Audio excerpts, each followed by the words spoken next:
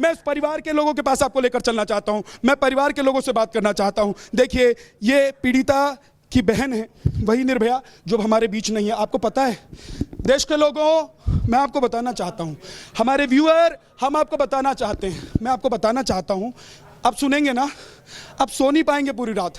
आप सुनेंगे ना, आपकी आंखों से आंसू निकलने लगेंगे, आपकी आंखों से आंसू छलक जाएंगे। निर्भया, दिल्ली की निर्भया की तरह ही बलरामपुर की निर्भया को भी मारा गया, उसके साथ अत्याचार किया गया, क्रूरता की गई।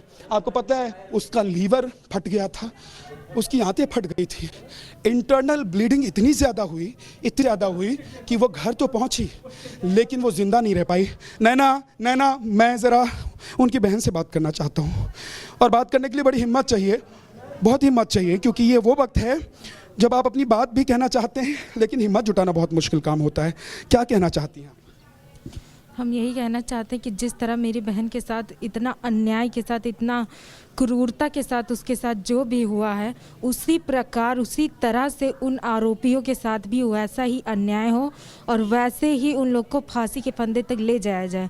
और पुलिस से मेरी यही दरख्वास्त है कि उस जो मेन कातिल है उसमें शाहिद, उसको टॉर्चर करके और भी। शाहिद, ये नाम लेते ही कुछ लोगों को पेट में दर्द हो जाता है। बलरामपुर में खड़ा होकर बोल रहा हूं, मुझे डर नहीं है, मैं डरता नहीं हूं, बलरामपुर में खड़ा होकर बोल रहा हूं। शाहिद, साहिल, ये दो नाम अगर हम ले लें, ये दो आरोपी हैं। जैसे आप लव कुश कह रहे हैं, जैसे आप राम कुमार कह रहे हैं, जैसे आप रवि कह रहे हैं हाथरस के लिए, वैसे आप बलरामपुर में खड़े होकर अगर शाहिद और साहिल कहेंगे तो आपको डराया जाएगा। यहाँ के कुछ लोकल लोग भी आए थे कल मुझे डराने के लिए, मेरे सहयोगी अनिल ने बताया। वो लोग मुझे डराना चाहते थे क्योंकि मैं नाम ले रहा था, क्यों उसका नाम ले रहा था, इसलिए मुझे डराना चाहते थे। आप अपनी बात पूरी कीजिए प्लीज।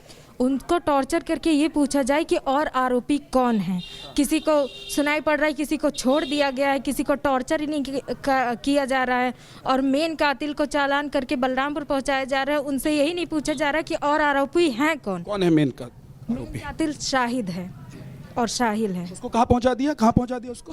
चालान करके बलरामपुर पहुंचाया गया है और उनसे पुलिस 3 दिन जेल में भी रखे। उनसे पुलिस यही नहीं पूछ रही है कि और कातिल हैं कौन इसमें शामिल हैं। अगर प्रशासन के हाथ में ये सब नहीं हो पा रहा है तो ये जांच सीबीआई तक पहुंचाई जाए।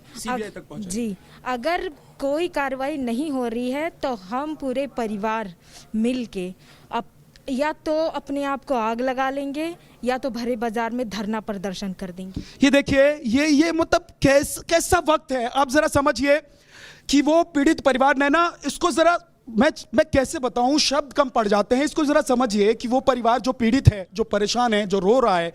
कल से मैं देख रहा हूं कि लगातार उनकी जो बहन है उनकी आंखों में आंसू हैं, भाभी हैं उनकी आंखों में आंसू हैं, भाई है रो रहे हैं, माता जी के बारे में तो मैं क्या बताऊं।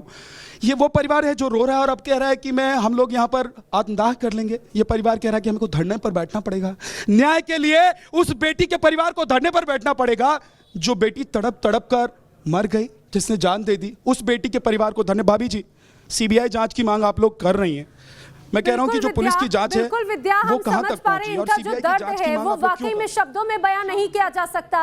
और इससे ज्यादा मुश्किल और इससे ज्यादा ये कहा जाए, ये शर्मनाक बात है कि जो पीड़ित है, जिसने इतना कुछ सहा, वो आत्मदाह की धमकी दे रहा है। उसके सामने और कुछ अगर रास्ता नहीं होता है तो कह रहे हैं हम धरना करेंगे। हमारे परिवार के सामने और कोई रास्ता नहीं है क्योंकि उन्हें उम्मीद नहीं है न्याय की, क्योंकि अगर न्याय की आवाज उठाई जाती, हमने देखा न्यूज नेशन के कैमरे पर ही किस तरह से पुलिस अधिकारी धमकाते हुए नजर आए। हालांकि बीजेपी प्रवक्ता ने स्पष्ट किया है कि इस जो भी अधिकारी हैं उनके खिलाफ कार्रवाई जरूर की जाएगी।